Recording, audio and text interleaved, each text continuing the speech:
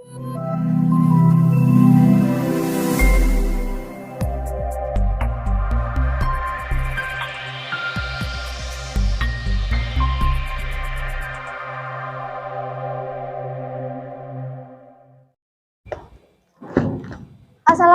warahmatullahi wabarakatuh.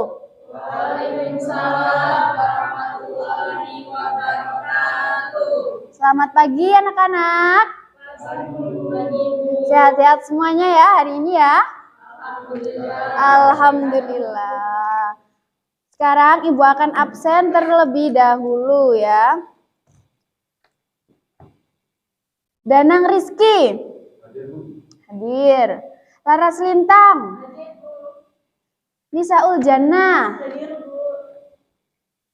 Noval Nurdiansyah. Zeni Puspitasari. Tri Wulandari. Ya, hadir semuanya ya. Nah, sebelum Ibu lanjut ke materi yang selanjutnya, Ibu mau mereview terkait materi-materi pertemuan di minggu kemarin. Tentang apa? Kegiatan ekonomi. Benar sekali, tentang kegiatan ekonomi. Mbak Zeni, apa itu kegiatan ekonomi? Kegiatan ekonomi itu setiap kegiatan yang dilakukan manusia dalam rangka memenuhi kebutuhan hidupnya. Benar sekali. Kalau bentuk-bentuk kegiatan ekonomi itu dibagi menjadi tiga. Yang pertama, produksi. Apa itu produksi? Memproduksi barang atau jasa. Benar. Yang kedua, Distribusi. benar. Apa itu distribusi? Pemasaran barang atau jasa. Iya, benar. Yang ketiga, Konsumsi. konsumsi. Apa itu konsumsi? Mengkonsumsi barang. Iya, benar sekali. Ini kemarin malam pasti belajar semua ini ya. Selanjutnya kita akan membahas terkait ketenaga kerjaan. Ada yang tahu ketenaga kerjaan itu apa? Oh iya, Mbak Saul. Apa itu ketenaga kerjaan? Segala sesuatu yang berhubungan dengan tenaga kerja. Benar sekali. Selain itu ada lagi? Oh iya, Mas Noval. Oh iya, benar sekali. Semuanya benar. Nah, sekarang kita akan membahas terkait pengertian ketenaga kerjaan. Menurut Undang-Undang Nomor 13 Tahun 2003, ketenaga kerjaan itu dibagi menjadi tiga istilah. Yang pertama yaitu angkatan kerja. Angkatan kerja itu apa? Angkatan kerja itu penduduk pada usia kerja yang sedang mencari pekerjaan. Selanjutnya yaitu tenaga kerja. Apa itu tenaga kerja? Tenaga kerja yaitu setiap orang yang mampu melakukan pekerjaan guna menghasilkan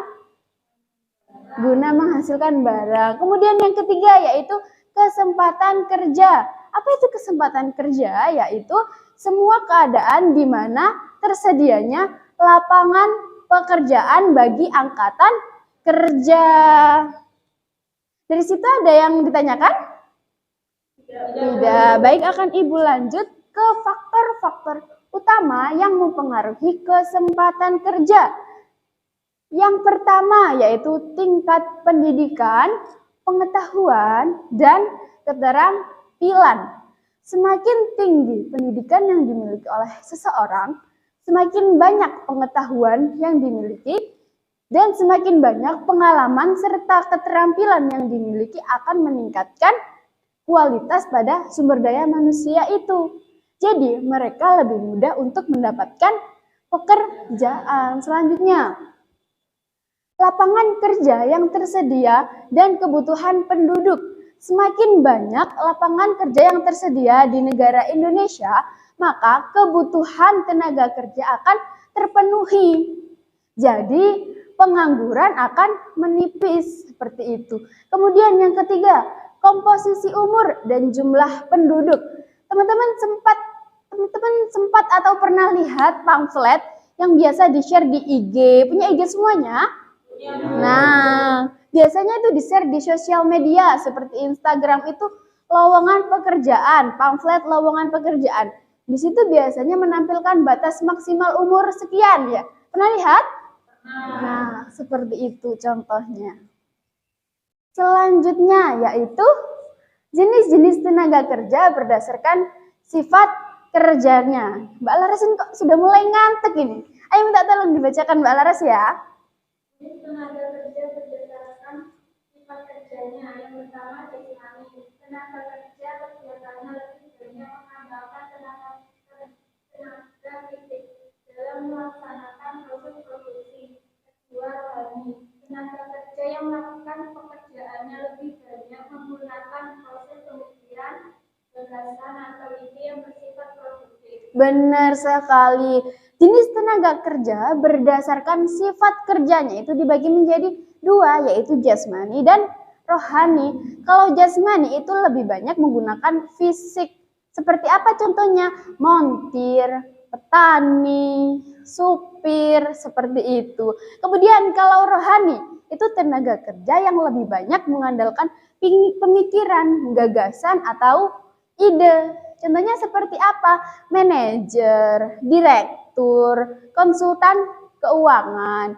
Mereka itu melakukan atau mengkoordinasi anggotanya, mengkoordinasi para pekerja-pekerjanya dalam melaksanakan pekerjaannya, seperti itu. Selanjutnya, yaitu jenis-jenis tenaga kerja berdasarkan intensitasnya. Yang pertama itu tenaga kerja terdidik. Tenaga kerja terdidik itu tenaga kerja yang memiliki keahlian berdasarkan pendidikan yang sudah dia tempuh. Contohnya seperti apa? Pilot. Tahu pilot? Dokter. Mereka itu berada dalam pekerjaannya itu melalui pendidikan. Kalian pernah lihat seorang dokter menjadi seorang dokter tanpa pendidikan? Tidak. Seorang pilot menjadi seorang pilot tanpa pendidikan? Tidak. Semua itu pasti melalui pendidikan. Yang kedua yaitu tenaga kerja terlatih. Tenaga kerja ini memiliki keahlian berdasarkan latihan karena pengalaman yang sudah dia miliki. Misalnya seperti apa? Sopir. Mereka itu menjadi sopir karena betul sekali karena terlatih. Yang awalnya mereka menjadi sopir sebagai karyawan sopir apa namanya? Sopir itu loh. Len tahu len? Nah, awalnya menjadi sopir len, kemudian berkembang menjadi sopir truk besar gitu. Mereka melakukan itu semua, mereka menjadi pekerja itu karena pengalamannya menjadi sopir seperti itu. Kemudian yang ketiga, tenaga kerja yang tidak terdidik dan tidak terlatih. Mereka tidak perlu pendidikan, mereka tidak perlu pengalaman untuk menjadi seorang pekerja tersebut. Contohnya seperti apa? Seperti asisten rumah tangga. Tahu asisten rumah tangga? ART singkatannya itu biasanya ya. Mereka itu menjadi ART tanpa perlu sekolah, tanpa perlu pengalaman. Kalian pernah dengar nggak? Ada les menyapu, pernah dengar? Tidak. Pernah dengar ada sekolah mencuci? Tidak. Ya, seperti itu contohnya. Selanjutnya, masalah-masalah tenaga kerja yang ada di Indonesia. Nah, Ibu akan memberikan video dan minta tolong kalian untuk menganalisis video yang ditampilkan sama Ibu ya.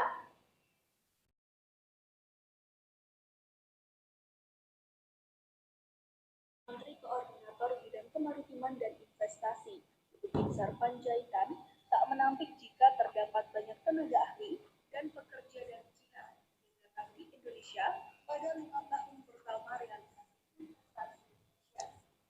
Namun hal itu terjadi lantaran memang Indonesia saat ini belum memiliki tenaga ahli yang mumpuni untuk dapat mengoperasikan pabrik atau mesin asal investor tirai bambu. Kedengeran?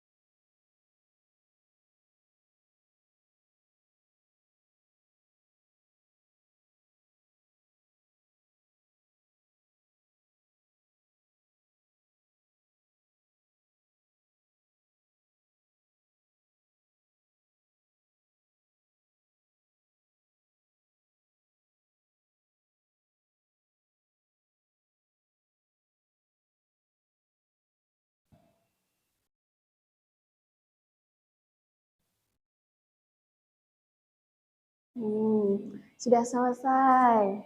Nah, siapa ini yang mau menjawab tadi pertanyaan dari Ibu? Oh ya, Mas Danang. Silakan Mas Danang. Masalah tenaga kerja itu pertama ada kurangnya kesadaran manusia terhadap teknologi. Ya, terus? Yang kedua itu rendahnya kualitas tenaga ahli, dan yang ketiga itu banyak pengangguran. Nah, benar sekali. Tadi di situ dijelaskan bahwa negara Indonesia yang meminta tenaga kerja dari Cina untuk bekerja di negara Indonesia. Dan alasan mengapa? Karena kurangnya kualitas sumber daya manusia yang ada di Indonesia. Selanjutnya. Nah, ini adalah masalah-masalah ketenaga kerjaan yang ada di Indonesia. Yang pertama yaitu rendahnya kualitas tenaga kerja yang tadi sudah sempat dijelaskan dalam video, sudah dijawab sama Mas Danang juga. Kemudian yang kedua, jumlah angkatan kerja yang tidak sebanding dengan kesempatan kerja. Setiap tahunnya negara Indonesia itu menghasilkan lulusan SMA dan mahasiswa itu ribuan. Sedangkan setiap tahunnya tidak semua perusahaan membuka lowongan pekerjaan seperti itu. Kemudian yang ketiga, penyebaran angkatan kerja yang tidak merata. Penyebaran angkatan kerja yang tidak merata itu seperti apa? Di Jawa, penduduk Jawa itu sangat padat sekali ya.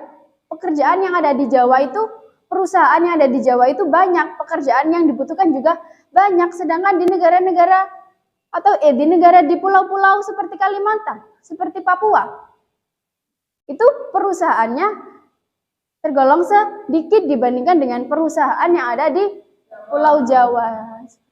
Kemudian yang terakhir yaitu pengangguran. Kemudian selanjutnya yaitu upaya untuk meningkatkan tenaga kerja. Yang pertama yaitu meningkatkan kompetensi dan produktivitas tenaga kerja sebelum memasuki pasar tenaga kerja. Yang kedua, meningkatkan kesejahteraan perekonomian tenaga kerja seperti memberikan tunjangan BPJS, memberikan tunjangan hari raya seperti itu. Yang ketiga, mendorong tumbuh kembangnya usaha industri atau rumah tangga dalam suatu negara. Kemudian yang keempat, membuka lapangan kerja sebanyak mungkin, sebanyak-banyaknya. Nah, sudah selesai. Dari sini ada yang ditanyakan? Ya, silakan Mbak Wulan. Apa sih hubungan usaha kecil dengan ketenagakerjaan yang ada di Indonesia? Hubungan usaha kecil Dengan ketenagakerjaan yang ada di dengan ketenaga kerjaan yang di Indonesia. Benar sekali. Pinter sekali Mbak Wulan pertanyaannya, yang bagus sekali. Apa sih hubungannya usaha kecil atau UMKM bagi ketenaga kerjaan yang ada di Indonesia? Nah, yang pertama yaitu mengurangi pengangguran. Misalnya seperti ini. Di Indonesia ada 100 pengangguran, salah satunya sampean. Misalnya 100 pengangguran, salah satunya sampean. Sampean ini ada 6 orang ya. Terus satu dari sampean ini memiliki niat untuk membuka usaha. Misalnya Mas Danang usaha stand makanan, Mbak Nisal usaha fashion, Mbak Yeni usaha kafe dan lain sebagainya itu. Otomatis 100 pengangguran itu tadi akan berkurang. 6 sampean itu tadi 100 dikurangi 6 ada 94. Jadi penganggurannya berkurang. Kemudian hubungan yang kedua yaitu terserapnya tenaga kerja. Bagaimana kok bisa terserap tenaga kerja? Nah, tenaga kerja yang tadi ada 10 itu tadi terkurangi oleh sampean itu tadi. Sehingga tenaga kerja yang sekarang sedang berkeliling mencari pekerjaan itu sudah mendapatkan pekerjaan dengan usaha yang dimiliki seperti itu. Dan yang ketiga yaitu jika banyaknya orang mempunyai usaha, banyaknya orang sadar tentang UMKM, tidak semua orang mengandalkan kerja di perusahaan, akan meningkatkan atau akan menstabilkan perekonomian yang ada di Indonesia. Seperti itu ya Mbak Wulan. Bisa dipahami Mbak Wulan? Bisa. Baik, ada yang ditanyakan lagi? Tidak. Kalau tidak ada, Ibu akan memberikan kuis untuk kalian. Siap semuanya? Siap. Sistemnya nanti seperti ini. Nah, nanti Ibu akan panggil satu-satu dan mengambil salah satu amplop di depan sini secara acak ya, nggak boleh urut. Nanti setelah kalian mengambil, di sini tuh ada pertanyaan. Nah, kalian jawab sesuai yang dijelaskan sama Ibu tadi. Bisa difahami? Bisa. Bisa, Bu. Bisa dimulai sekarang? Bisa. Bisa, Bu. Oke, kita akan mulai dari sana dulu. Mas Noval, silakan Mas Noval. Ambil nomor berapa ini Mas Noval? Nomor 4. Ya, silakan diambil. Apa pertanyaannya dibacakan ke teman-teman? Pertanyaannya yaitu apa jenis tenaga kerja berdasarkan intensitasnya? Tenaga kerja berdasarkan intensitasnya ada 3, yaitu 1. Tenaga kerja terdidik. Tenaga kerja terdidik adalah tenaga kerja yang menggunakan pendidikan dalam pekerjaannya. Yang kedua, tenaga kerja terlatih, yaitu tenaga kerja yang menggunakan kemampuannya dalam pekerjaannya. Yang ketiga yaitu tenaga kerja tidak terdidik dan tidak terlatih, yaitu tenaga kerja yang hanya mengandalkan tenaga saja, tidak berpendidikan dan tidak berpengalaman. Benar sekali, tepuk tangan dulu untuk Mas Noval. Pertanyaannya jangan dibawa Mas Noval ya. Iya. Terima kasih Mas Noval. Selanjutnya Mbak Laras, silakan maju Mbak Laras. Mbak Laras ini sangat anggun gemulai ya. Selanjutnya.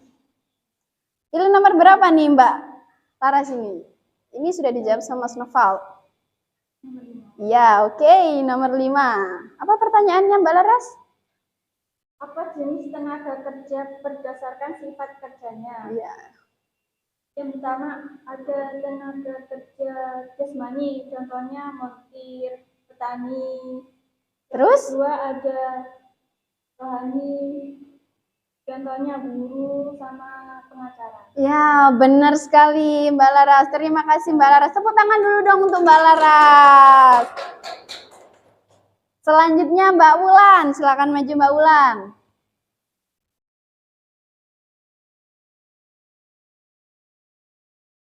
Pilih nomor berapa nih Mbak Wulan ini?